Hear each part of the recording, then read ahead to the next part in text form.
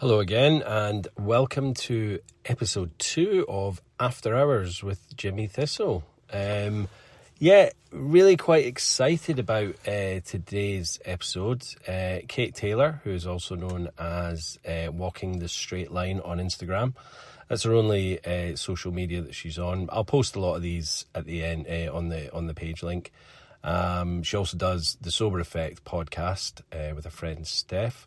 And yeah, she's a bit of a tour de force on Instagram, and she'll post like maybe twice daily, little funny reels, just things that pop into her head. But I don't want to go on too much about what I know. So the whole point of the podcast is getting to know people and just really learning about them. So we'll find that out in the podcast. But I want to just kind of tell you a little bit about me, who I am, which I didn't do in the last podcast. People do follow my Instagram, so I'm sure people do know a bit about me. My name's Jimmy. I'm Scottish. I'm nearly 45. Jesus, yeah. So that's coming up soon, and that'll be my 5th sober birthday. So I got sober on the 19th of August 2020, so kind of right in the thick of COVID, which was really quite surprising with the amount of fallout that we've had of people through COVID and drinking levels ramping up. But yeah, so I managed to get sober then. I did struggle for many years to get sober. Took me a long time to kind of realise that I had a problem. I started drinking when I was 14. It just kind of ramped up throughout my 20s and 30s. And it I was 4 or 5 months into my 40s when I got sober. So, it's a new kind of era in life for me because, I was always kind of I wouldn't call myself a party boy, but I enjoyed the drinking, the socializing, but most people that I've spoken to now always kind of knew that I maybe had a drinking problem back then, but they just didn't really kind of want to talk about it, want to discuss it, or didn't think I'd listen, which is probably the truth. So that's kind of where we're kind of at with kind of looking back on it. But I'm in, as I say, I'll be 5 years in August this year. So, I've newly qualified as a peer mentor for an addiction charity on the Isle of Man where I live now. I am Scottish, you can probably tell from the accent. I lived in England for probably about 20 odd years. So, the stigma or kind of reputation of Scottish people kind of goes hand in hand with drinking. So, that was, always kind of the way when I was living in England. But I suppose I lived up to it. I lived up to it. I was like, yeah, Scottish, whiskey, drinking, although vodka was my tipple towards the end. And I suppose I was a social drinker for most of my 20s and 30s, but latterly towards the end, it was solo drinking, in my house. I had my partner there at the time, the partner I was with, but I did a lot of drinking on my own. We were drinking together, but I'd be hiding stuff. So it was kind of really, really secretive drinking. So, that's kind of where we're at. But I'll add a bit more as we go in episodes. So thank you everyone who listened to the first episode with Joe. Amazing feedback. So thank you and keep it coming. I'll pop in at the end of this episode. I haven't recorded it with Kate yet. That is tonight. So I like to do these little intros beforehand, and then I'll do one after it just to, see what my feelings are once it's done. Make it real and raw. And so I hope you enjoy the episode. And we'll catch you in at the end. Thank you. Bye. I'm good, thanks. I've just had a big long day at work. I work in the office on a Wednesday, so came home, took my clothes off, and I have actually brushed my hair, which is rare for me. So you're lucky. Well, I mean, it's very rare for me as well. I mean, I used to have long hair. Then I shaved it, and yeah, so I don't really normally. Is it still weird putting your hands up and there's nothing there? Yeah. Like I was looking at an old Zoom recording that Dave had done when I did Sober Dave's, and my hair was like down. Yeah, it was just weird. Do you know what I mean? And I did something the other day. I was getting dressed, and I put my t-shirt on, and then I kind of went like that, flick it out, and it was like, there's nothing there, man. What are you doing? So yeah, it's I love your place.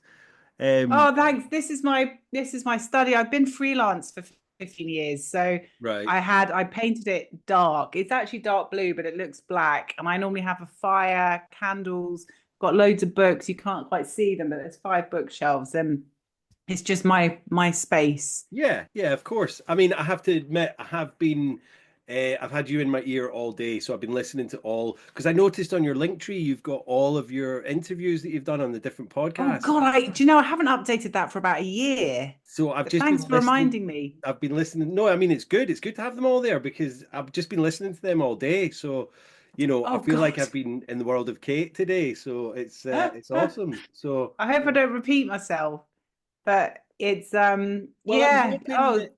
Sorry, go on. no, I was just going to say it's everyone is different though, isn't it? Because Yeah. it's you remember different things and you go in different directions, and I think the younger years are the same, but you pick out like depending on how you're feeling and when you reminisce, different feelings and memories come up and different reasons, and it's the same story, but I had so many blackouts during my drinking that things are still coming back to me, which is Yeah. amazing because I didn't think they would. But so it feels like it's always evolving, my past, even though it obviously isn't. It's a weird one. Well, I was going back to, I mean, we've started now, if that's okay with you. I'm Yeah. doing like a kind of soft intro, as they call it. As I listen to a lot of Louis Theroux. He's like my favorite podcaster, which I know he's not, that's not what he's famous for, but he started doing them during lockdown. And I think he only does like 6 or 7 episodes a time. So it's kind of short. But when he brings them out, they're Yeah. great. And I love his style. But anyway, yeah, so, but it was some of the interviews you did, some of the podcasts were like way back, right at the beginning of your kind of journey. So it's really interesting to kind of listen to what you were doing back then and what we're going to kind of discuss today. So I mean, Yeah. I want these podcasts, and thank you so much for coming on. I mean, this is my second one, so obviously I'm a little bit kind of tentative as to how it's going to evolve organically. Do you know what I mean? So, I want Yeah, it to but be, that's a nice way to be, to let it evolve organically, because so many people come with structures and plans, and it doesn't necessarily go the way it should because you're yeah. squeezing it down a certain path. So it's quite nice to have that approach because it will become whatever works, you Well, know? exactly. I mean, obviously, I'm in the director's chair, but I want it to be my guest's podcast, if that makes sense. So, whatever you're comfortable talking about, or what you want to get off your chest, or whatever. Do you know what I mean? I want it to be like a kind of Hmm. just a chat between a couple of uh, old ex-drinkers. Do you know what I mean? So, Yeah, yeah. perfect. So tell me a little bit. I mean, about why? Well, I suppose give us. You're in Shropshire just now, aren't you? But you didn't start off there. So give us a little bit of background about yourself. So I grew up in London in a big American family. Yeah. My parents are both American. I know I don't sound it, but I did until I was about 5 or 6. And I've got 3 siblings. We're all very close in age. I'm talking like 13 months difference between me and my sister. And then we were like this, the headmistress at school hated us. She's like, you Taylors are everywhere, literally. And it's like, yeah, Yeah. but Get get so it get was with a it. big house. It was a very sociable house. My dad was a publisher and it was full of authors and illustrators and interesting people, academics, and parties all the time. We all had friends over, neighbors, so it was a very busy, beautiful, bright, vibrant house Mhm. to grow up in. And you could get lost, you could no one really noticed you because there was so many people. So you could really find your own path, do your own thing. And I had a lot of freedom Mhm. as a kid. I was terrible at school. I'm not academic. I cannot sit in a classroom and focus. I'm sure there's loads of things that I could go and get assessed for and I would be. with attention and stuff like that. I'm not stupid. I'm smart, I think, but I cannot do school. I cannot learn that way. So I was very lucky. My parents sent all four of us to different schools that suited us. And I lucked out. I got the private school with tiny classes and goats and chickens roaming around. And, you could go and sit on the field or go and build a hut out of wood and go and sit in there if you wanted to, if you couldn't concentrate. I mean, really, I remember my siblings coming once for a firework evening and going, "This is your school? You're fucking kidding me." This is like, they were in these single sex, very academic schools. Yeah. They just couldn't believe it. See, So I grew up. I think, Yeah. remember, like I've listened to you say that before, and I think that's fantastic. And I think that is obviously there's no funding to allow that for all the kids to kind of do what they want. But when schools are just, I mean, it's been a while since I've been in school, but it's like your maths, your English, your sciences. Do you know what I mean? There's a little bit of music and a little bit of art and a little bit of physical education, but that's kind of your core subjects. And everybody, and it's like if you don't do your sciences and you don't do your maths and English, then you're going to amount to nothing. Do you know what I mean? And that's what's Yeah. drummed into you from an early age. And for me it was like, well, I'm going to rebel against that because, and I'm not in a great financial job, or but it's, so me rebelling against that was kind of like, I suppose, drinking. It's almost like a self-sabotage, because I was like, well, Yeah. this is not what I want to do. I want to be a film star or a rock star. Do you know what I mean? And that is Yeah. that is like almost a silly attitude. And I'm kind of a stepfather now, and I'm kind of like, you can't be influencers. And it's almost the same thing. Do you know what I mean? It's like, well, people can be influencers, but not many.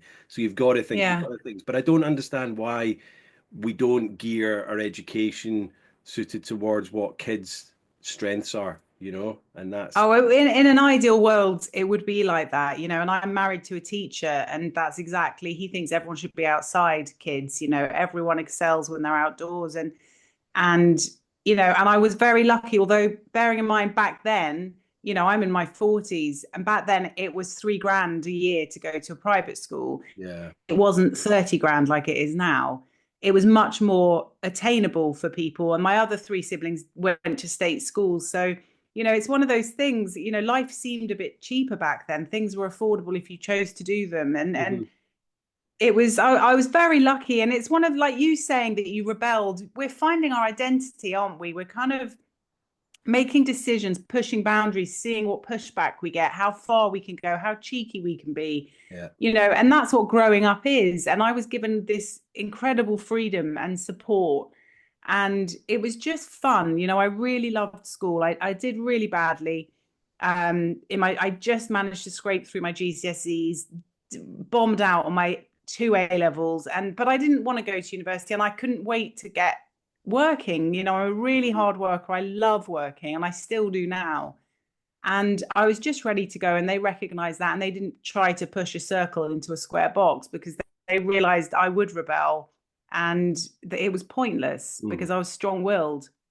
So, I started my life sort of started off like that, very colorful, very interesting, and surrounded by inspirational people, really. And I would watch, if you're wanting to talk about drinking, I would watch people drinking every night. My Mm. parents drank every night. They drank gin tonic before dinner, then they drank wine, and then the whiskey would come out in the evenings, And this like the was later this was every evenings, night, like school night, every night. while you're doing whatever homework you got from the Yeah. goat Yeah, school. we didn't have homework at my school. Another amazing, they didn't believe in it. They're like, go and learn about life. You don't, Yeah. you learn at school, do your own thing. They didn't even make you Opposite, like they didn't even make you journal like today we nothing. read the No, goats, or I climbed a tree and read a book, or no, no. no. They're like, tell us about it tomorrow. Tell us what you Yeah. did. Yeah. But so it was very much like alcohol was just what adults did. And I kind of paired up this brilliant lifestyle. Everyone's always happy, and people are having fun, and they're smoking and laughing, and it just looks amazing. And I can't wait to be older, and for this to be my life. Yeah. Um, and then my parents split up, and I went to live with my mum, and I've got a fairly tempestuous relationship with her. I'm very much like my father. I look like him. I'm similar to him in personality. We get on very well. And it all just became a bit more difficult. He moved to Paris, so I was left with my mum, who has always had a bit of a, she's always said to me, I didn't think you'd live past a certain age and you Oh need wow. more hobbies. Just criticizing constantly, not quite getting who I was and not being willing. So I started to push back and go out. Yeah. By then I was 5'10" by the time I was 14. Right. So I Okay. could go and buy alcohol. Yeah. And and I did, because that's what we were all waiting for. So we would break into the local school playing fields that was across from my house. We'd all bring some beers, we'd smoke, we'd put on our music until it was gone, and then we'd all go home. And it was like, that was amazing. That's what Yeah. everyone wanted to do. And we did it, a couple of nights a week. And it was just, my 14, 15, that's kind of what I looked forward to, I guess. Hmm. It was about socializing. And then obviously I became old enough to drink and I started actually going to the pubs. And it was just, I mean, I don't know where you grew up, but in London, it was everywhere. It seemed like there was a pub every third building. And I I mean, didn't want to be sitting at home. I wanted to be out with friends. yeah, I grew up in Glasgow, not in the city. We lived out in the countryside more, and I mean, I was the same as you. So this would have been early to mid 90s. So when I was 14 was when I started drinking, and I was about 6 foot then as well. And I think I had a little bit of like bum fluff growing on the face, and it was the early 90s. So like I could go into the shop, whether they knew I was 18 or not, or they just didn't care. It was kind of like sometimes we get served, sometimes we wouldn't. There was at least three pubs in our village, which wasn't a huge village at all, and we'd go in and sit in there. But I remember one time we were in there, and we must have been 16, and we were getting served pints, and then all these like. It must have been another mate's little brother, and he started bringing all his mates in, and I was like, guys, you're not old enough to be in here. You because they clearly looked too young, and we were getting served, and we thought they're gonna make us get kicked out of here. So we were like, just get out of here. We're all 16. Yeah. It was madness. Like how we didn't look Yeah. like looking back. I know 16-year-olds, and they don't look 18. Never mind. So yeah, it was a crazy time. But, No, you know, no. yeah. Anyway, sorry, Carrie. And I've got the 14 and a 15-year-old. No, but I've got a 14 and a 15-year-old now. And the thought of them going, sitting, drinking in parks is terrifying Yeah. because they're still children, really. I mean, they're not, but they are.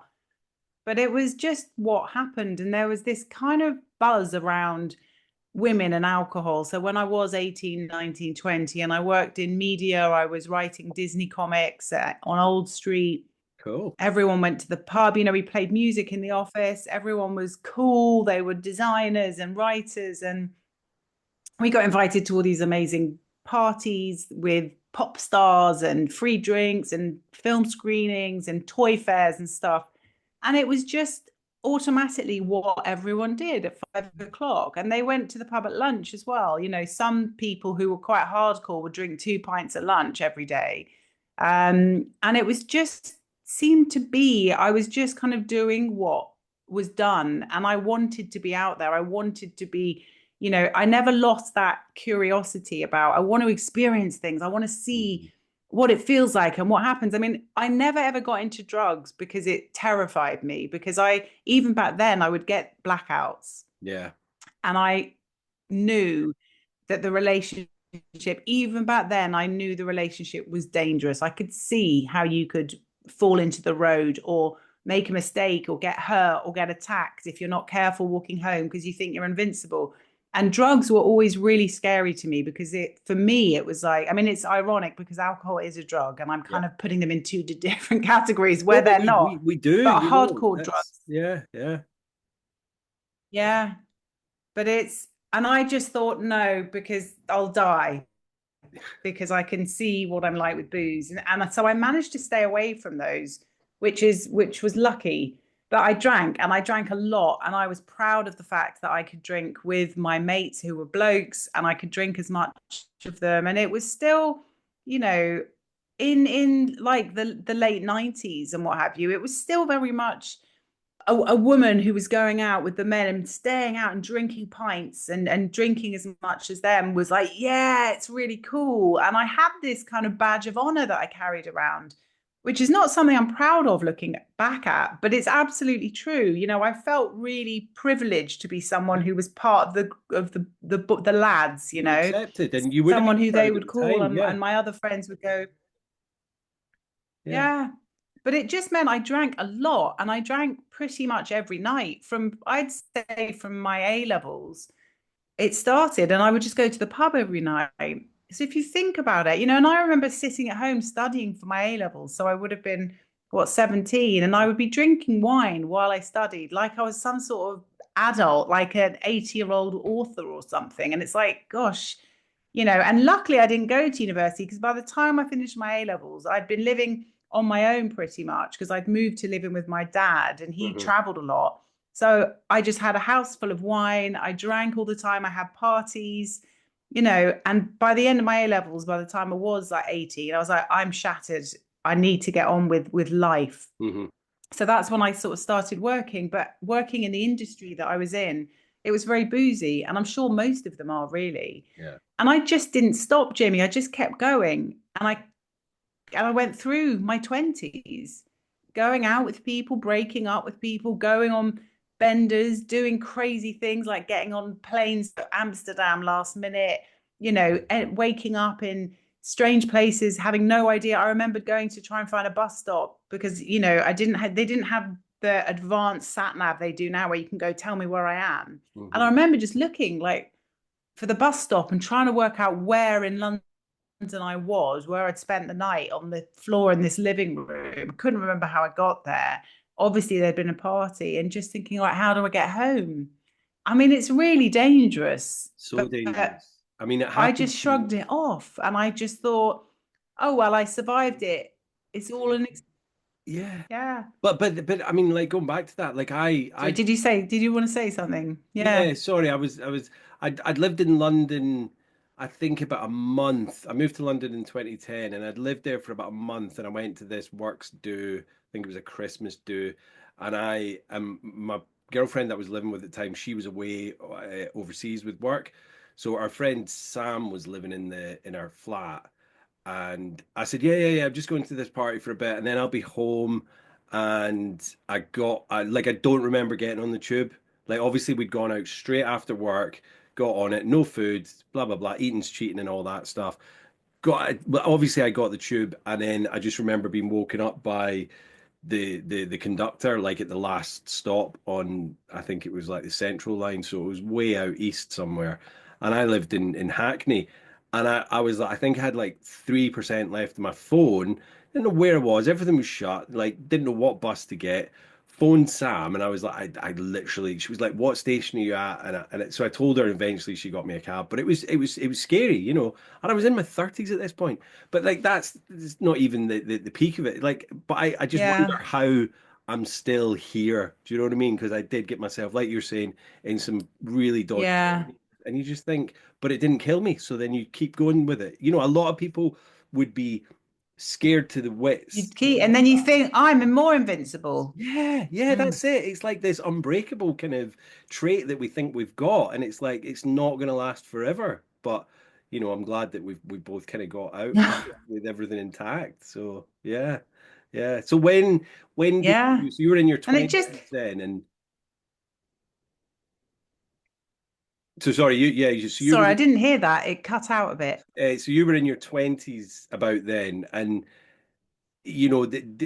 was that kind of carrying on, or were you flipping from job to job? How did it kind of work? Yeah. Oh, it was just, I was like, oh, I've had a really bad few months. I need a change. So I moved to New York. You know, I've got an American passport.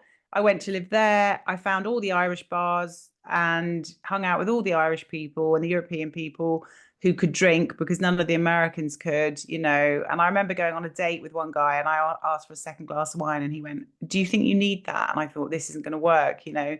And He I hung asked out you with that. these people who drank like me. Yeah, Wow.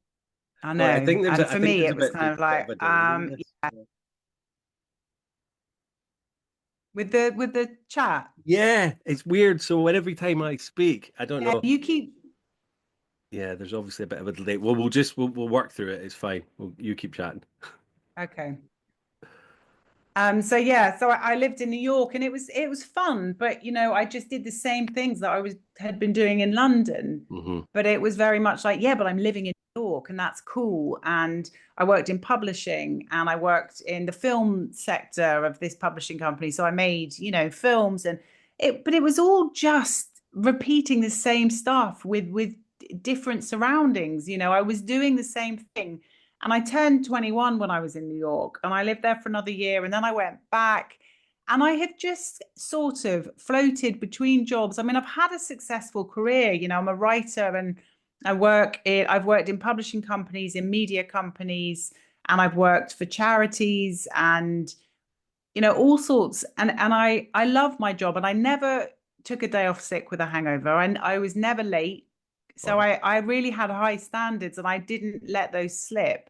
But in a way that told me that I could keep going because I was managing it. I wasn't drinking during the day, although I would occasionally have a drink at work, but it always made me tired. So I didn't. So again, my head was going, well, this is fine. You're juggling everything. Everything's good. But I never ever stopped and thought about me. Hmm. I never thought, you are now in your 30s or you've turned 30. What has changed since you were 18? You've had a lot of fun, you've met a load of people, you've traveled, you've got incredible stories, but how have you developed? Because the answer was I hadn't. Hmm. Like literally, it was really sad to think about the fact that I didn't have a family. I didn't have any hobbies except for drinking. I didn't have a house.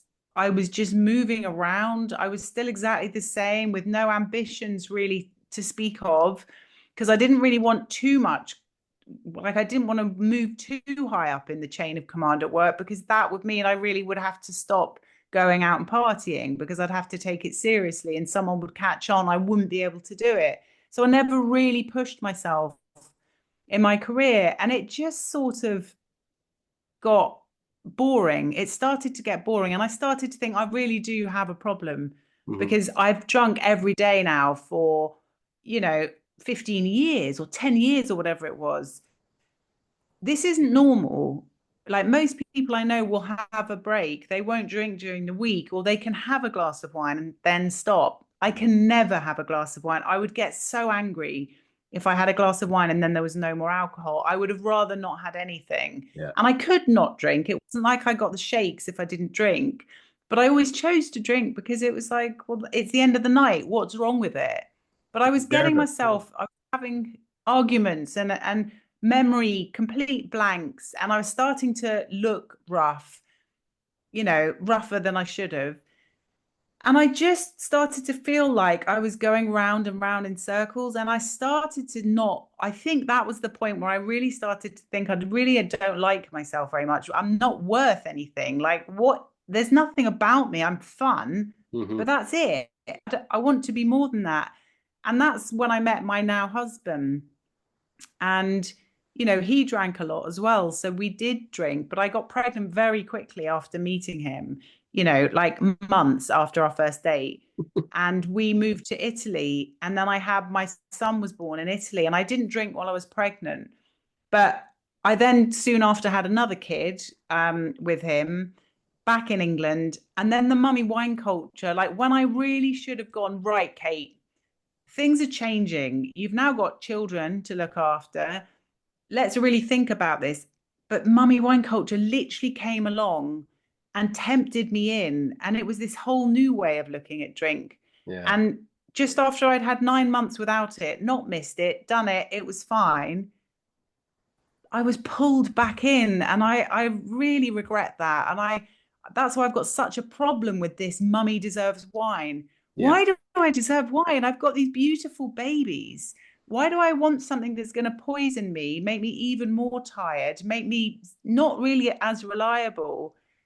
And that is the kind of thing that then pushed me to go through my 30s, I think, drinking, because And everyone I knew would meet with their kids and drink. And how did that, like, I hate it as well. I mean, obviously, I was never a part of it, but I can see it, you know, taking control of a lot of people. And to call it a culture kind of gives it a bit of a kudos. And it's like, it shouldn't be, and it's, so, I mean, obviously, I've read about it, but how did that kind of work for you? Were you going to the pub with lots of other women? Because it's like two things, isn't it? It's socializing mummy wine culture, but then it's also when your partner gets back and they kind of start looking after the kids, and you're like, well, I've had the kids all day. Now it's mummy time, so mummy o'clock time, mummy wine o'clock. So how were you on both kind of sides of that scale, or I was on all sides. I mean, all I would sides? go, Yeah. there were some hardcore drinkers, women, who would go out for long, boozy lunches, and they'd get through a bottle of wine each from 12 until 3 when they'd pick the kids up half cut Right. and then normally ship the kids off to the pub where the kids played and they carried on drinking. And then there was Friday after school, everyone like in the playground, it would be like, who's going to the pub? And there'd be a playground there. So everyone would just sit outside drinking until the sun went down and we'd all stagger home with our kids. Yeah. And then we'd have people over, they would drink. Like, you come to mine and bring your kids, or I'll come. It's a way of socializing. And, you do crave that. If you've been with children all day, you crave adult conversation Mhm. and connection. So it was always like, bring a bottle over, bring the kids, we'll pop the telly on, or they can play upstairs and we'll drink. And the kids loved it because they got freedom. Although I say they loved it, they've since told me they didn't actually love it. And there was a point where it got, oh, they're getting loud. We can tell they're getting drunk, and it made them quite scared, I think. So they were um noticing it then, yeah. they were noticing it, yeah, because it was, I didn't stop drinking. I've only, been sober 3 years, but so my kids are now 14 and 15, so I drank for the first sort of 10, 11 years of their life, and they saw me passed out in the living room. I've said before, my daughter brought me a glass of wine on Mother's Day for breakfast once when she was when she was small, and she said, it's your favorite drink, and I just thought, this is awful, and I am She thought she it's was a doing a real. really nice thing for you on Mother's Day. And it probably at the time it probably was. You're like, well, yeah, thank God, a white glass of wine in the morning. But another thing, it's Yeah, like but yeah. a I girlfriend. never ever drank in the morning. It would have finished me off. I would have felt awful all day. Yeah. But it made me sad that she had noticed that was my favorite drink. And by then I was not liking the way I looked. I was waking up every morning going, why are you doing this? The Mhm. shame, the regret, the kind of, what did I do? And, I was spending my evenings watching Netflix, drinking, and the next day I wouldn't remember what I'd seen. Like, how boring. You're literally wasting your life when you've got this amazing opportunity. You live in a country, there's no wars going on. You've got a house, you're warm, you're safe, you've got a job, and you're throwing it all away on this stuff that is giving you nothing. You pretend you're escaping, but you are sitting on your ass in the living room watching something on TV. That is not escaping. Yeah. That is just throwing your life down the toilet. And that momentum was building.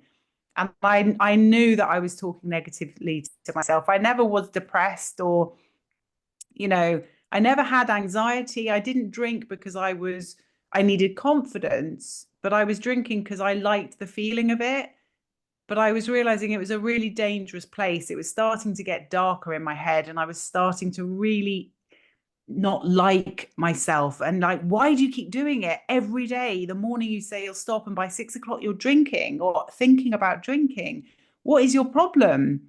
And it started to become this running commentary that was taking over, and it became a problem. And I just didn't know how to stop, Hmm. because I was like, what will I do? I've drunk since I was 14.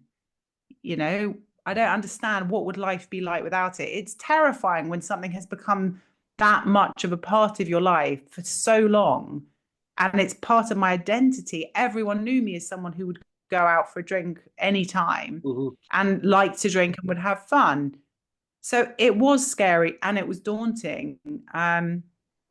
But one night I drank loads of wine, pulled out my phone, turned it around, and started filming myself, and I was crying and I was saying, this isn't you, this is a drug. This stuff is gonna kill you. It's taking everything away from you. Look at you. This isn't what you want. Please, please, please just stop. This has to be the last day. And I was just talking, slurring away at myself, crying. And that was the last night I had a drink, because I've got goosebumps just saying it. Because when you tell yourself, if it's someone else, you get defensive. Yeah. You know, when you're reading something and it's advice, you go, get off your high horse. But when you're begging yourself Yeah. to stop, your drunk self begging your sober self to please stop, and you can actually see what you look like drunk, because normally you don't. People might take a picture or a small video, but you don't have a monologue for No. that long of yourself, and you can actually see what the reality is. And it was just the slap across the face, and it was exactly what I needed. And I will always be grateful to myself for somehow thinking, let's film this. I can't remember doing it, but I did. And I remember you saying that when you were on Sober Dave's podcast, and it gave me almost shivers at the time, thinking, oh my God, how did your drunk self have that kind of thought process to do that? Have you seen there's a program on Apple at the moment called Severance? Yes. And it's kind of like that. It's like the person that you're, because when you're in a Yeah. blackout, you're not remembering who you are or what you're doing, but that person is like in there going, please save me almost. And that's so powerful, and I Yeah. know, like, you could say to people, oh, this is what you need to do because this will give you the shake up. How are you going to be able to remember to do that? Or even is your drunk self ready to come out of that? But yours was clearly screaming, I need out of this. I need help.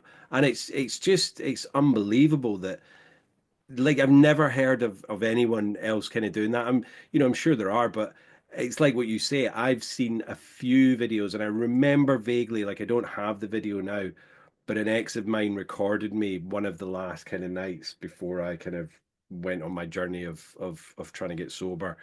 And I wouldn't say I was angry, but I was being belligerent and clearly slurring and just not making much sense at all. And it's like to look at that and then look at myself in the mirror when I was sober to try and compare the two. And it was like, wow, this is gone too far. It used to be fun and now it's kind of it's destroying things, and that's Yeah. that's kind of, I think, when it's kind of time to. I mean, I guess with me it was I had to, I really had to because it was gonna kill me, and it wasn't just that. I mean, I've been quite lucky, like, I've not had any, like, all my liver function tests came back normal after I got sober, and I've been quite lucky in that respect because I know there's a lot of people where even younger than us, and they've Yeah. got cirrhosis and things like that, or scarring on the liver, but I was going to lose my family as well. They'd got to their last straw with me, and it was kind of like, this is it. And I think, I mean, I'd had many kind of rock bottoms, and my final one, uh, I kind of made this decision to myself. I was like, if you get sober this time, because I had to get like a medical detox. If you get sober this time, you're going to do everything and anything you can to stay sober. So I went to like all the meetings. I did 90 meetings in 90 days, and that included. So I did go AA. I did go to NA, which drugs were never a big thing for me. Like I kind of could take them or leave them. Alcohol for me, it was, and I like what you said before. Like the drugs used to scare me when I was like in my teens as well. I smoked a little bit of weed, and then it kind of escalated. But yeah, why is the narrative? When alcohol and tobacco, the two legal drugs, are the ones that cause the most damage and the most deaths, nobody's scared of them. Do you know what I mean? They're all scared of drugs. Oh, I'd never touch that because that's going to kill me. I've seen all the horror stories, but alcohol, no, it's absolutely fine. And it's Crazy. absolute They madness. say it with a glass of wine in their hand. Oh, Yeah, drugs, or they moan about the food colorings in food while they've got a glass of yeah, wine in their hand. yeah, yeah, Or, oh, the processed food's so awful for you. yeah. It causes Look at what cancer. you're drinking. What are you drinking? And It this is the thing, causes like. cancer. Like when I was drinking, and I remember I was in like codependent relationship, and it was horrible. We were in it just to drink. I think we lost any love for each other a long time before, and one of us would give up, and then the other one would go and get a bottle, and then it's like, so when you're doing that, it's like there's no way you're going to stop. But I think with that, it was so difficult to pull myself away from it, and I think it just drove us to drink more and drink more. But I remember, I've lost my train of thought there, Kate. Well, no, but you're right. And actually, when you think about it, it's like sitting on a nice, cozy sofa with a Yeah, fire going, yeah, and then you're falling asleep and someone going, go outside, it's freezing cold, go out for a walk in the garden. It's like, no, why would I? It's really hard to motivate yourself away from something that you have found comfort in, even if you know it's not good for you, even if you know it's doing you harm. You need something that gives you a wake up call. And yeah, whether that's a health scare at the end of a relationship, an accident. Although I had accidents and didn't stop, I got hit by a car really badly when yeah. I walked out in front of it in London in Soho one night. And I just carried on. I had concussion for days. I couldn't remember the word fork. I couldn't speak. I remember having lunch with my dad and I literally couldn't speak properly. I got concussion that bad. God. And, then I was just drinking again. And that's the thing So we do. I mean, I've got a few cuts and scars. I was never an angry drunk or anything like that. I like to think I was quite a bit of a fun drunk, and then I would black out and just kind of yeah. pass out in the corner or whatever. So I was never, but I did get into a few unfortunate fights when I was younger.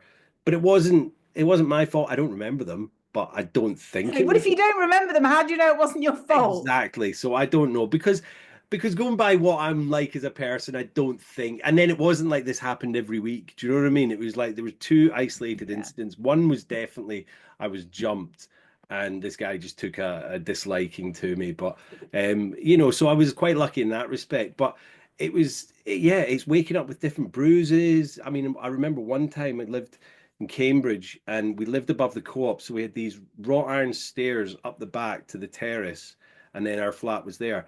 And I'd fallen on these wrought iron stairs and like cut open my head and all that. Probably should have got stitches at the time, but I just kind of patched up and cracked on with it. And it's a crazy time, but I think alcohol being as a habit, if it's a habit, it's a problem. Now I know you don't have to be drinking a bottle of vodka like I was, or like 10 bottles of wine a week like you were. It's like if you're associating alcohol with watching Netflix, so it's like, oh, we're going to watch a film tonight, we need a glass of wine, or if we're going to this nice restaurant, we have to have a glass of wine.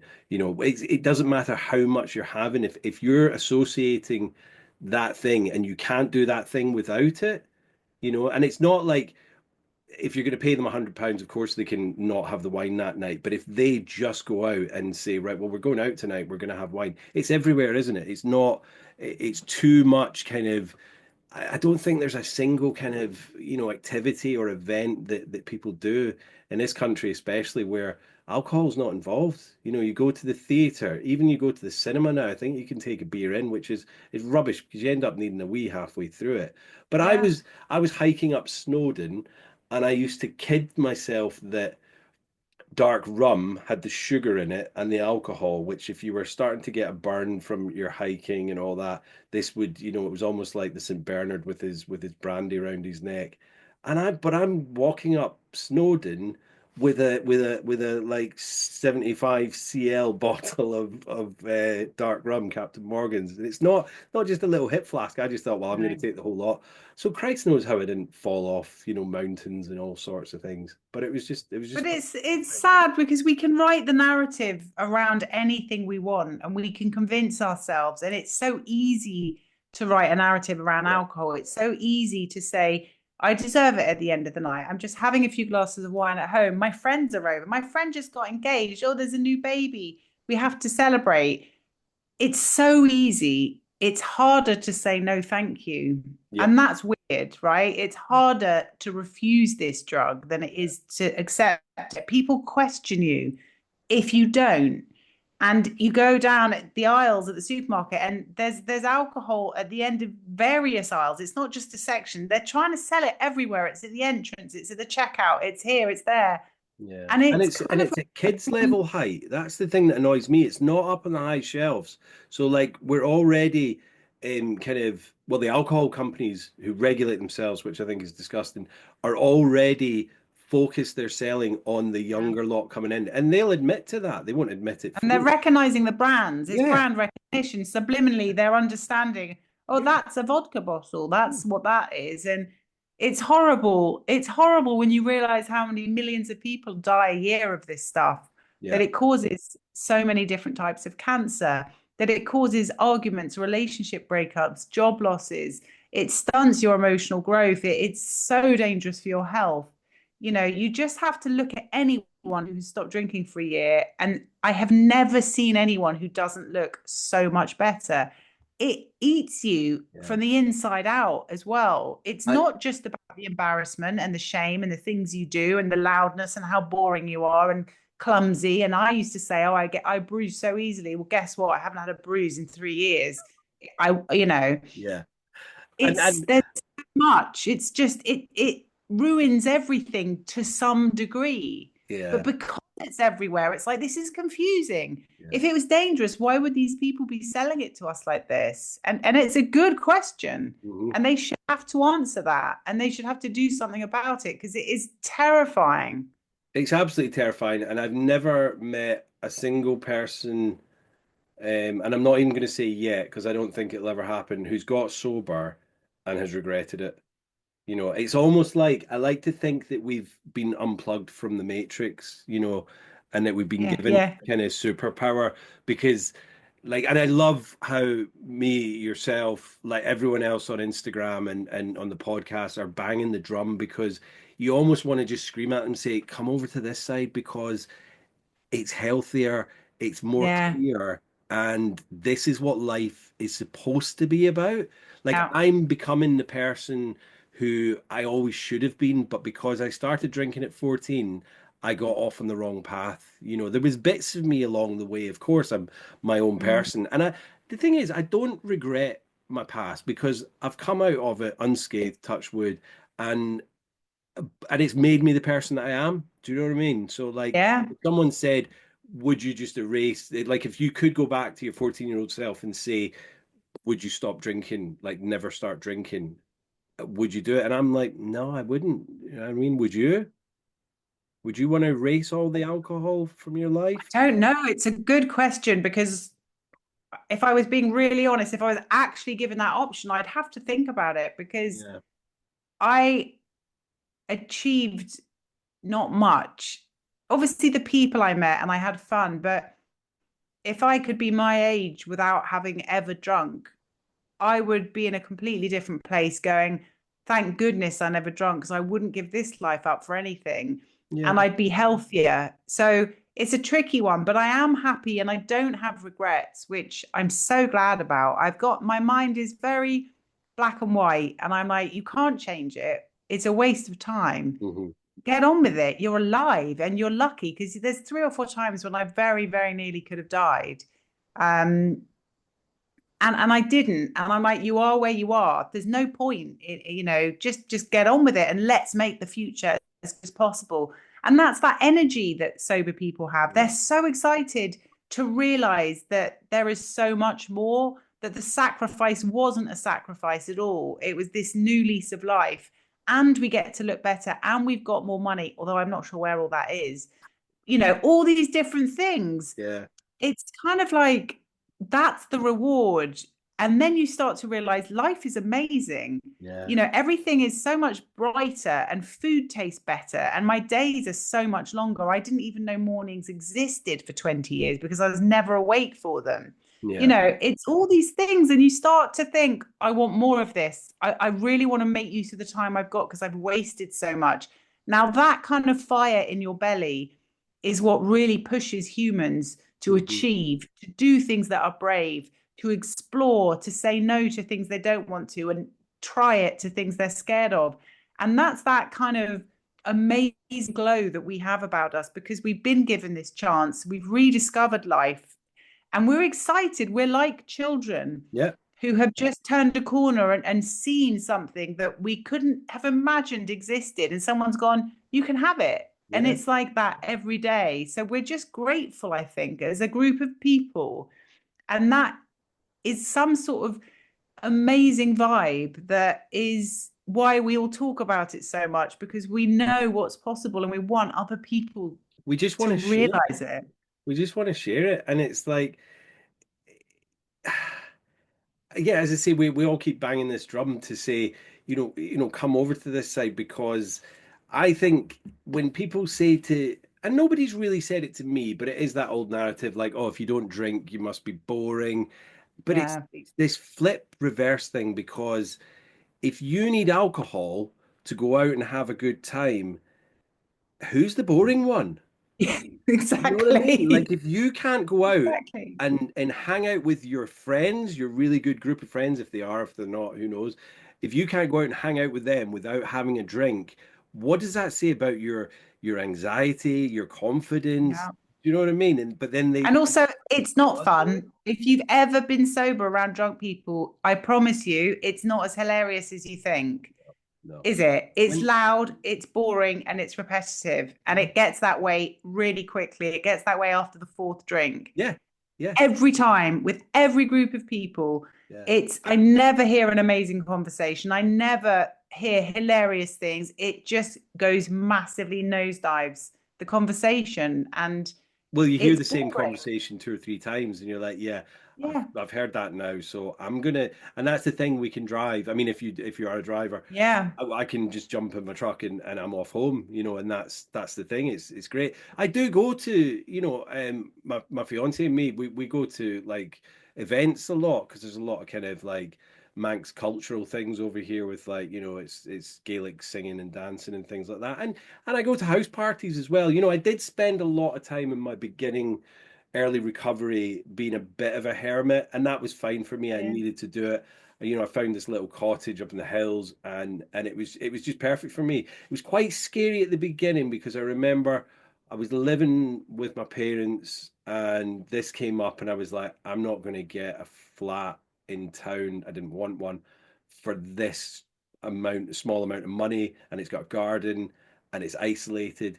So the night I moved in, I was like, oh, no one would know if I went and got a drink tonight. And then it was like, but if you go and get yourself, like, already, like, vodka was my thing, and already in my head I was like, well, I'll go and get a bottle of wine, and then that'll be it. And it was like, and I was already, I think I was coming up on I thought you were going to say no one would know if I got murdered. That's oh what I no, was no, no, laughing. I no, was no. like, yeah, that's what I'd be scared too, Jimmy. But you went alcohol. Yeah, I thought we were talking about alcohol. I didn't think we were talking Yeah. about serial killing on the But you're island. like this tiny cottage in the middle of the woods, no one for miles. And I got here and I was like, ooh, I love where your brain's gone. No, I'm thinking I can go and get some wine.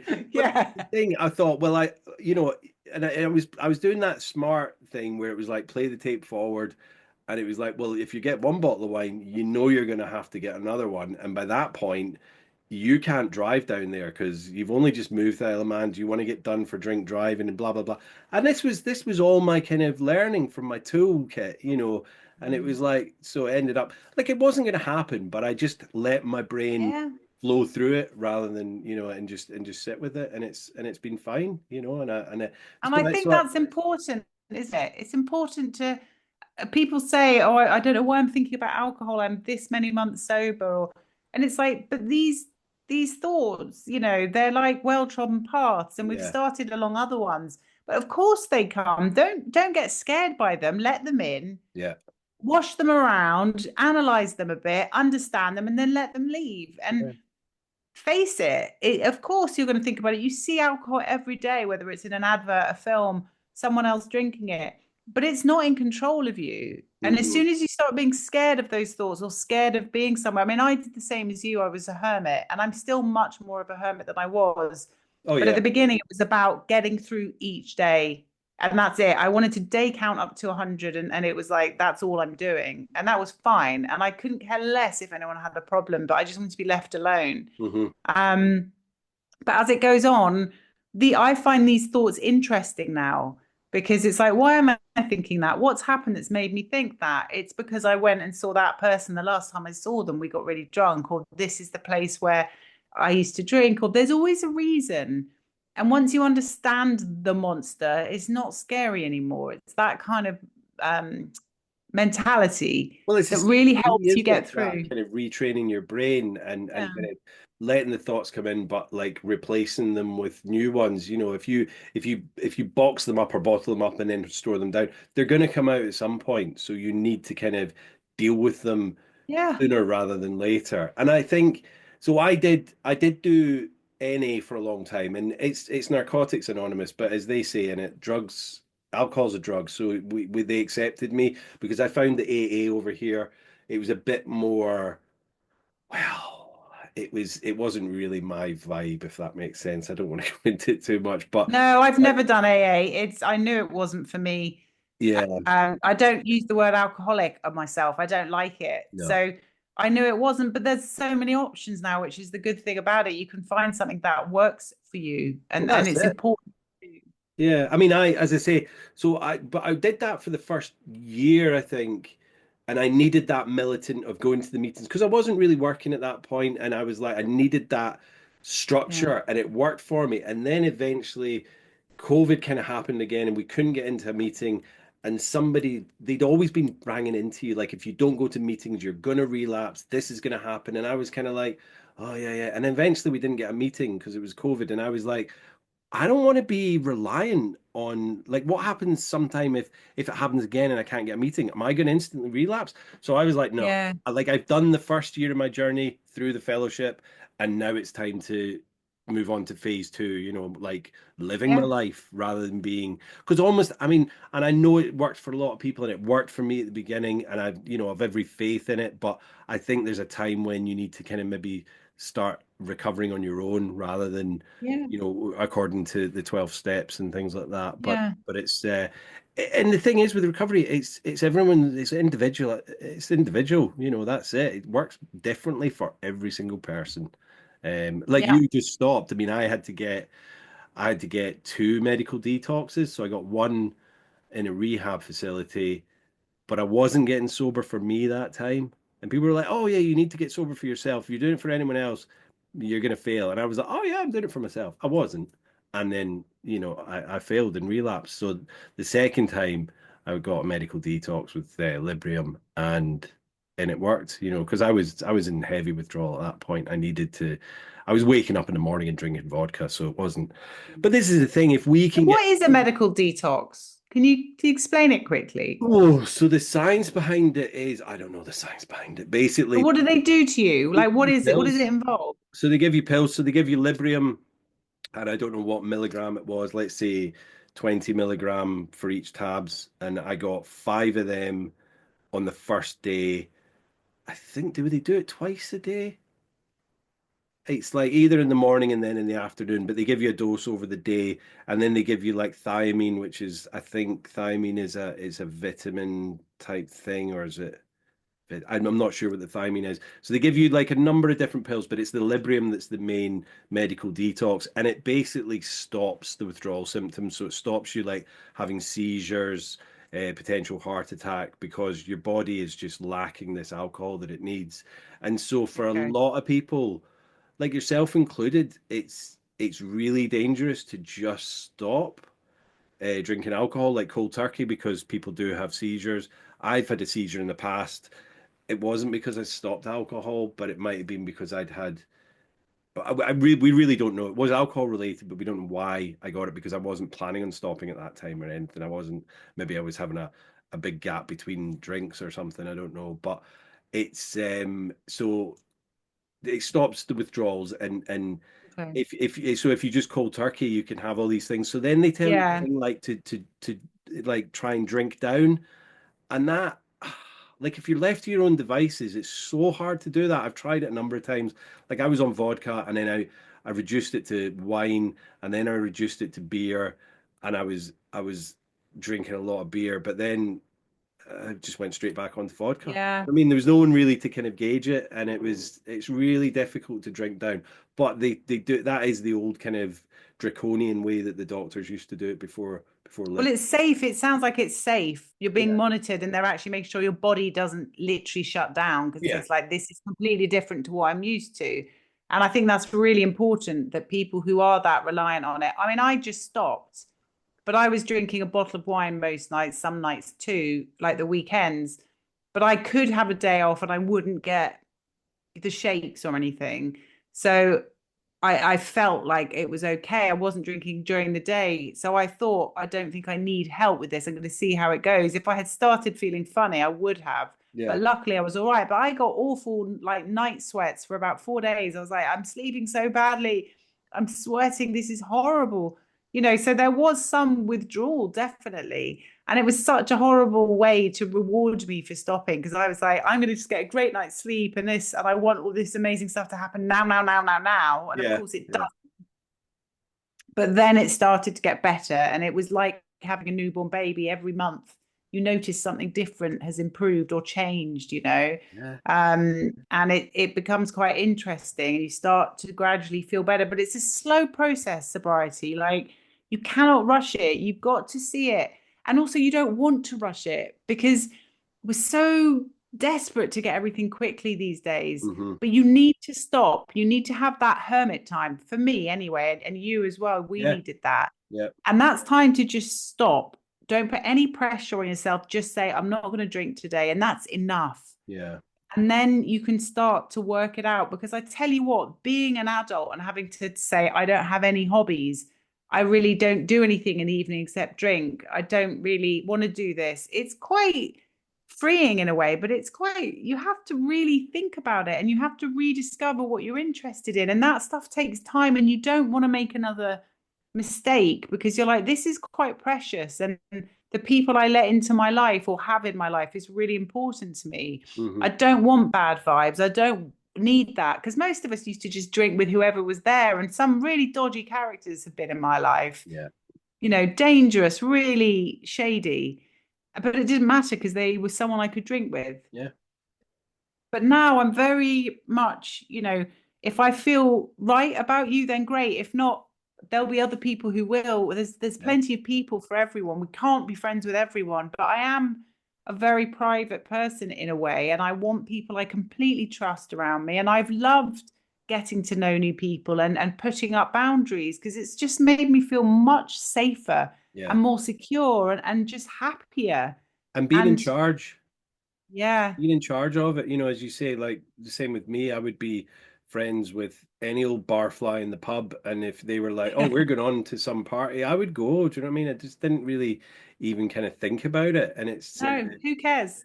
so you got sober on the 21st of the 12th, 21. Is that right? Yeah, Yeah, nice. yeah. I mean, I know you said that wasn't kind of planned to have that date, but that's exciting No, to have.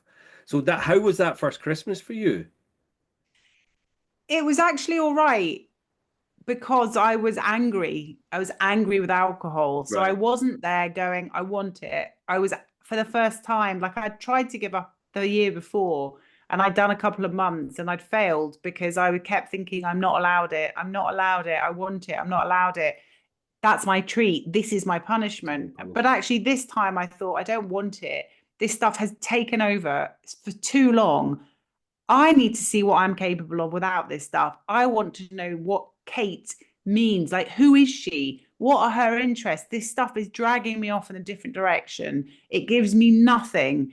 And I saw it like a battle. And I'm a very visual person. And I literally said in my head, it's you with your armor on, like Xena, the warrior princess, against alcohol. You've got everyone you love, everything you love behind you, and it's just been flying out the back of the car. You've been driving along chasing booze. It's time to close the doors and fight against it this time. Yeah. Stop and fight for this because if you don't fight for it now, Kate, you won't get another chance. And I actually believed that. I thought, I don't want to hit 50 and be in this exact same place and then 60 and then 70 if I'm lucky to get that far.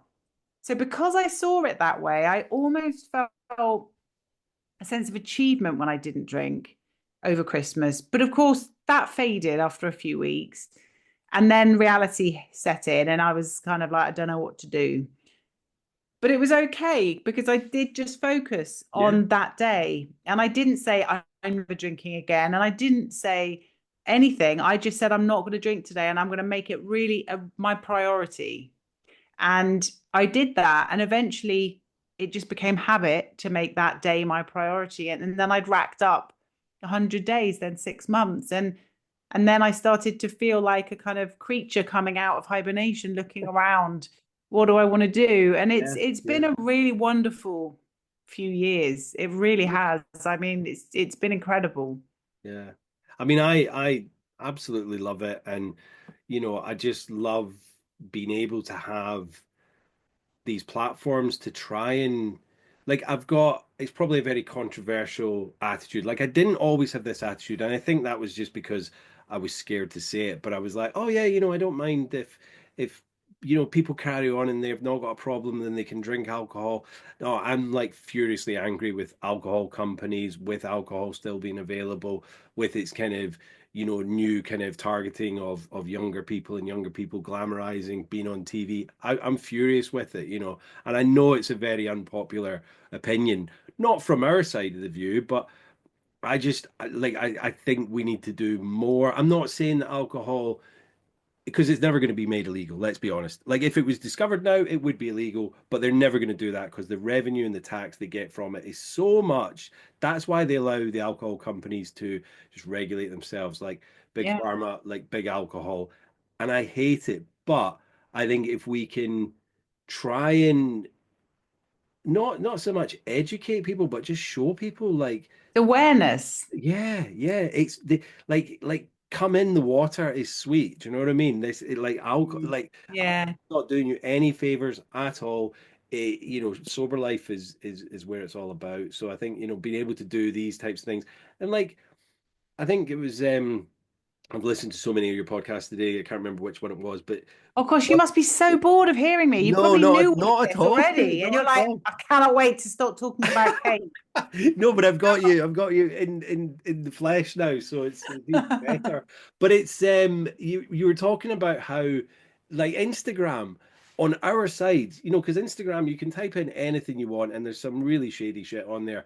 But with like recovery and sobriety, like I can't remember, like I had an old account, like my personal account, which I don't really use anymore, and I'd like to think that the algorithm knew, or it was listening to me and it knew that I was trying to get sober, so it started sending a few like pages my way, and then I kind of set up my own one once I got sober, and I kind of love the fact that there's no, and this is what you were saying, there's no hatred or like people trying to troll people in the recovery world. I'm sure there probably is, but I've never come across. There is some, but Yeah, it is very rare. and it's like you can see the comments on.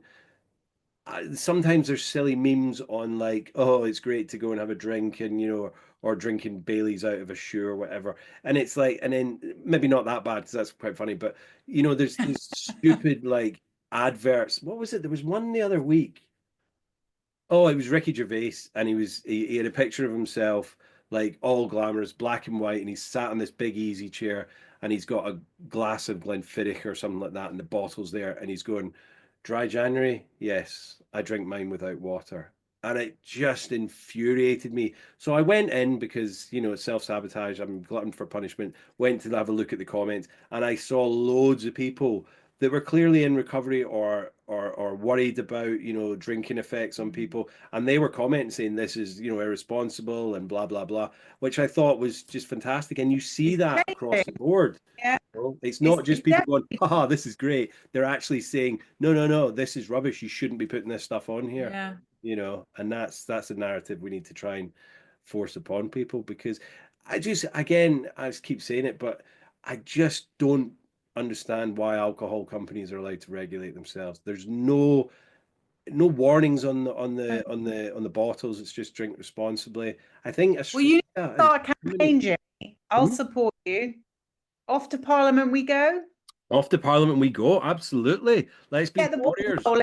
come and stand by you. I'll hold the placard. How about that? Absolutely. Because, but they'll just laugh and go, well, we make loads of money off They it. won't. Yeah. And it doesn't matter if they do, because I do think it's changing with alcohol. You can see it. And when parents post and they make these silly posts about hard day at work, blah, blah, blah, and it's always like, well, this is what I need. I'll drink every time I hear my kids scream or something. And people are going, this is really sad. And actually, people who share posts about how much they need alcohol, to me, I feel sorry for them, because I think they must have a problem. Yeah. People who share that much about drinking don't drink once a week and have a glass of wine. It's part of who they are. They're proud of the fact they drink. And we know what that looks like when the lights are off and when everyone's gone home. And it's never without its issues, ever. I'm sorry, but it just isn't.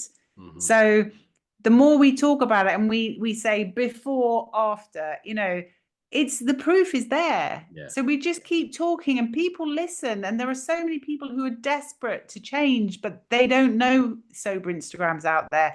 They don't know people like us are out there creating podcasts and talking. But when they find them, they find the strength, because they realize there's a huge community. And I'm seeing more and more people choosing to stop drink anyway for their health.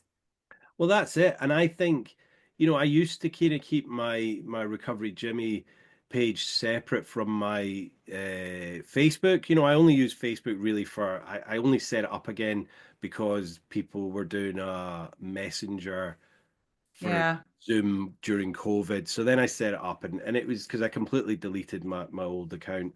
I just had people on there from temp jobs. It was like, I don't even know these people. I went out in the piss with them one time and then they were, I joined Facebook. So this is more a fresh one. So I used to keep it separate, but now I'm kind of bringing it in. And, like I put the first podcast out on Tuesday, I think. What day is it today? Yeah, yesterday. So it was kind of like, the feedback that I'm getting from friends who, they're quite happy drinking. They're not got a problem or whatever, but I'm sure the more and more this narrative says, and there are people that I know that I think possibly have a few too many or drinking maybe on a Tuesday night or whatever. It's I'm not one to, like, if they start to think that it's an issue, then they know where I am and that's it. But more and more people are starting to, and friends of mine that are starting to look at what I'm doing and listen to what I'm saying, because they're concerned about their health as well. I'm not saying they're gonna quit it completely, but I might be like informing them of things that they'd never known before, because I didn't know them. And that's what I was going to say way back when I lost my train of thought. When I was in that relationship, if you told me then all of the health risks, because I had no clue. I didn't find out about the health risks until I got sober. And me neither. I'd had to go and research it. Why should we have to go and research something that's clearly killing us? It is like, ethanol it's a disinfectant, it's a cleaner, it's used in science. And it's like, we all laughed at Donald Trump when he said drink bleach because it'll get rid of your COVID. But that's kind of like what we're doing with alcohol. We're drinking pure ethanol, and it's not doing you any good at all. No. And you can see that when you look at people, when you look at them when they've stopped drinking for it and their faces completely change. You can see that. That's what it does to you, because here's the proof times 20,000. It's there. It's just a question of it filtering through now to people and changes being made. So even if it doesn't make a change in Parliament, the newspapers will pick up on it. It will reach some people. And smoking, who would have thought that would have stopped? But I don't think many people buy cigarettes anymore. And now they're trying to create this whole new market. And it's like the alcohol free market. It's just exploding. Yeah. So it's not up to the alcohol companies whether or not we drink. It's up to us. So we need to educate and let people know, look, this is what this was doing to me. And it's better without it. And then it's just up to them. But it is making a difference. So yeah, no, I mean, I do agree. And so what are your kind of, so did you say you got 14 and a 15-year-old? Yeah.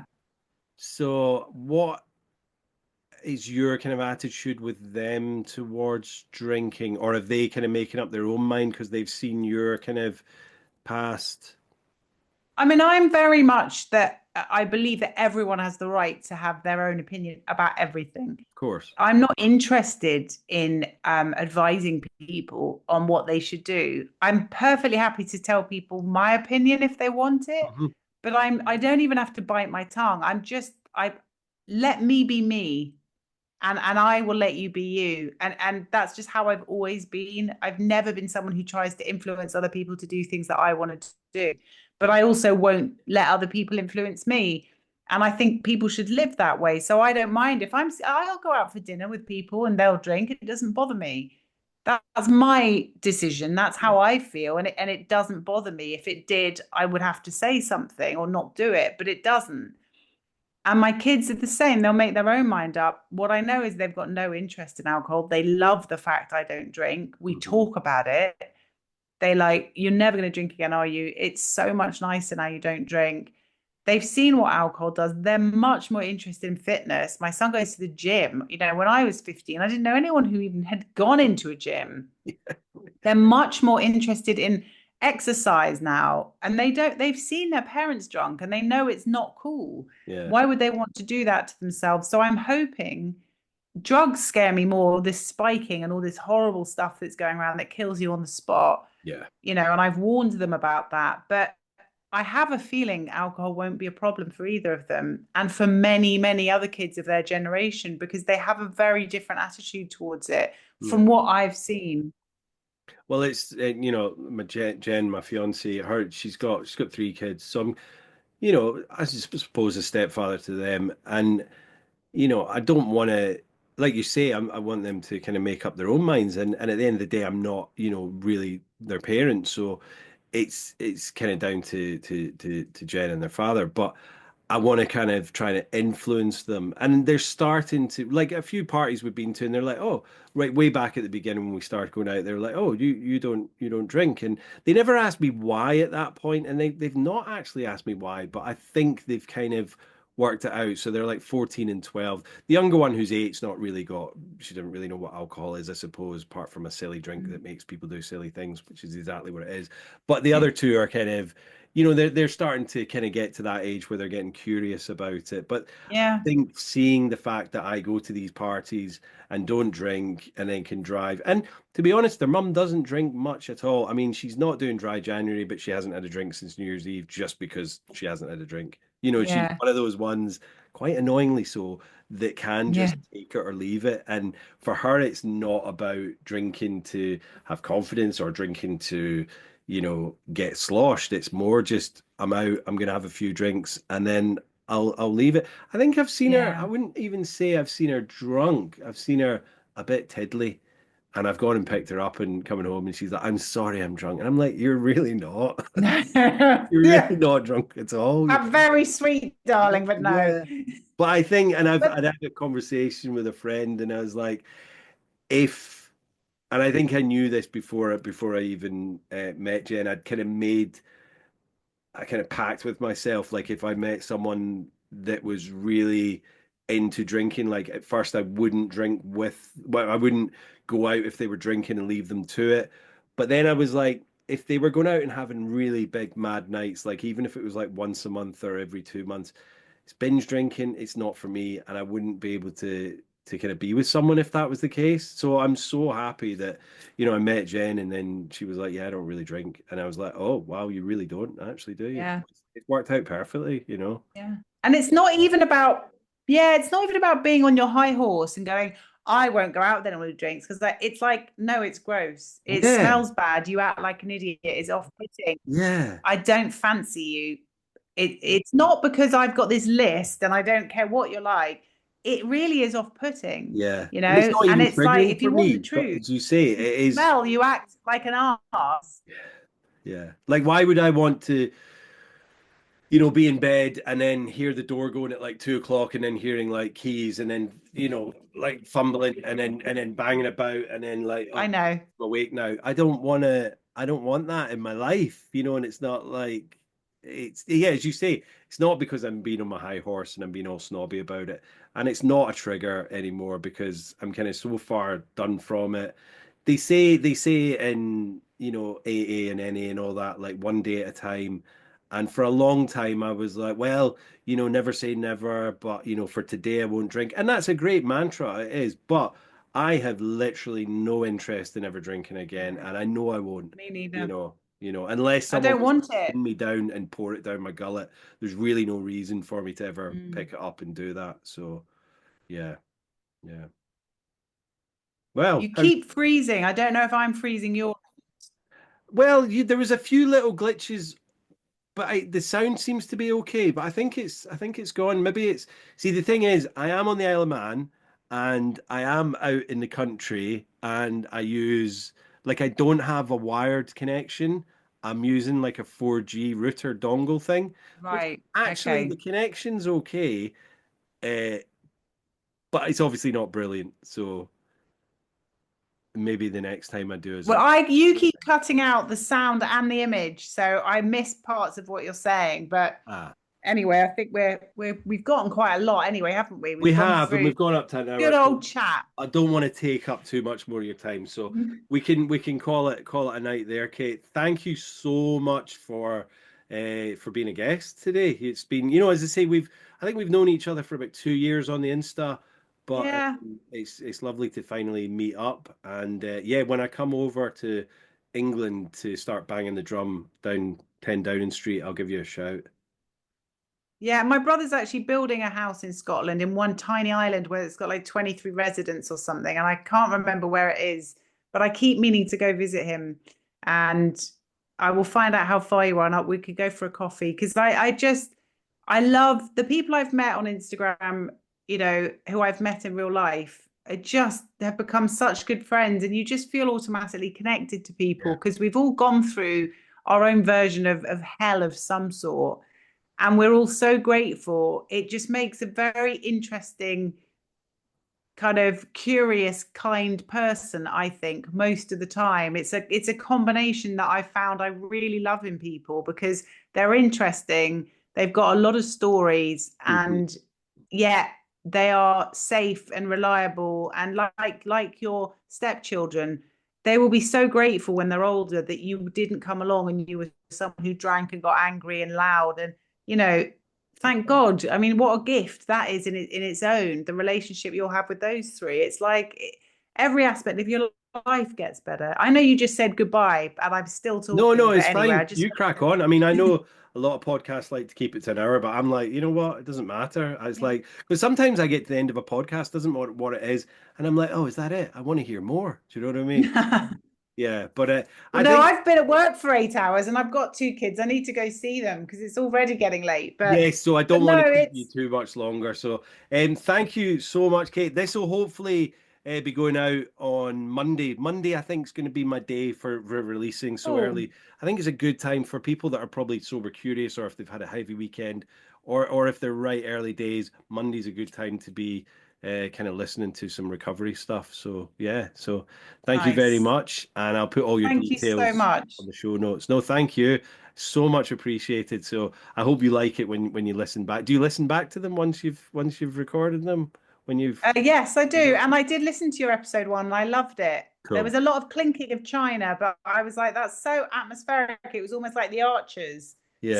So Well, good. I'm it was glad you really good. liked that. Yeah, because a few people Yeah, were like, "Oh, it was too the bloody coffee machine was doing my head in." So, I may it try was it hard again. to hear at some points, but Yeah. we don't necessarily need this clear, it is what it is and Yeah. full stop. Yeah. So I thought it was great. Yeah. Well, I appreciate that, Kate. Thank you very much, and I'll put all your Well, details thank in the show you. notes, and we'll chat again soon. So, thank you. Definitely. Take care. Thank you. Take care. Bye bye. Bye Bye. bye. Bye Thank bye. you. Cheers.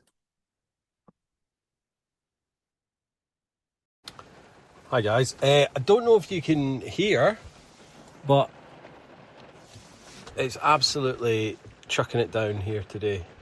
I'm just at work, but I just thought I'd come in and do my little outro to the amazing Kate Taylor's podcast with me last night. Thank you so much to Kate for being a guest on my second episode, and you can find her on Instagram at Walking the Straight Line. Yeah, great conversation with Kate. As I say, there was, well, I've not said, but I'm going to say there's a few hiccups. I think there was a time delay. There wasn't really on my side, so I think the recording, apart from a little bit of a brr at some points, but there was no freezing on my side. But I think for Kate, when I was just trying to interject my points or whatever, it was taking a time to get to her. So you'll hear there's a little bit of a mix up in our kind of communication. I hope you don't think that, you know, I was trying to talk over Kate or Kate was trying to talk over me. It wasn't that at all. It was just Zoom and my not so great connection up in Craignish. But you know, these are little kind of pitfalls that we you know, will we overcome them? Probably not, because I'm not going to change my connection at this point until I move house. But it's one of those things that I don't think it really takes too much from the conversation. You're still getting the main point out of it. You know, we're not listening to the London Philharmonic Orchestra and trying to find every single little note of every instrument being played. So, you know, I think take from it what you will. But I think the main aspect of you know, what I took from our conversation is that, you know, if you are struggling like Kate and I were in the past, and you think that it's becoming a problem for you, then please do something about it, because as both Kate and I and many millions know, it only gets worse. It's not, you know, there might be, if any, a few people that have gone, oh, you know, I think I might be drinking a bit too much, and then they've curbed it back, and that's fine for them. But the vast majority of the people that I know in this situation have had a problem. It's got worse. They haven't done anything about it. It's got worse and worse and worse until it was just taking over their life and, you know, causing real issues in their family, their health, their loved ones. So, you know, that's kind of something to kind of take away from it, that there is help out there. But you have to want it yourself. And there is an old saying, I don't know who said it, but it says that, you know, if you think you've got a problem with alcohol, then you have a problem with alcohol. You know, I'm not going to say that's carte blanche against everything, but it works, because if you're thinking you've got a problem with alcohol, then 9 times out of 10 you probably do. So, you know, I loved what Kate was saying about what she did. She had the foresight when she was in the middle of a drunken blackout to pick up her phone, flip it round, and record herself in that state, basically pleading with herself to get her out of it. She was just not happy in that life, in that zone anymore. And, you know, I can completely take, you know, so much from that, because I didn't have the foresight to flip the camera around on myself, but I didn't know to see a way out. But when I was in that state, that was my happy place. It wasn't my happy place. I was absolutely miserable, but it felt like the only place I wanted to be, because it felt safe to me. It felt like it was away from just everything in the world. And, you know, my life wasn't horrendous. It was only horrendous in my own making, but because I was in that horrible hamster wheel, vicious circle of drinking to, you know, combat the kind of repercussions of my drinking. It's you know, it's the only disease, if you want to call it a disease, known to man, where with addiction, where the thing that's killing you is the thing that you take solace in, the thing that you take comfort in, and it's the one thing that you will basically turn your back on everything else to have and do, but it's the one thing that's destroying everything. It's so fucking weird, excuse my French. Yeah, so that is that's it for today. Well, a little bit more about me. I am currently writing my memoirs. I'm writing a book about my struggle with alcohol, basically a history of me, and then, you know, my struggle with alcohol, my subsequent recovery during COVID, I'm probably going to bring it up to about, last year or the year before, just so that I've got a kind of end point, because I'm hopefully going to be here for a while, but that's majorly where the story of my recovery kind of comes to a comfortable end. But I just need to get it written. I've written quite a bit of it so far, so watch this space for. I might start releasing a couple of chapters. I did that a few years ago, but I might start releasing a few bits and bobs here and there, or I might just leave it all until it's all written and then it's out. Hopefully I'll find a publisher. If not, I'll self-publish on Amazon. So anyway, I hope everyone, you'll be hearing this after Monday when I release it. So today's today's Thursday the 23rd, and we recorded last night on the 22nd.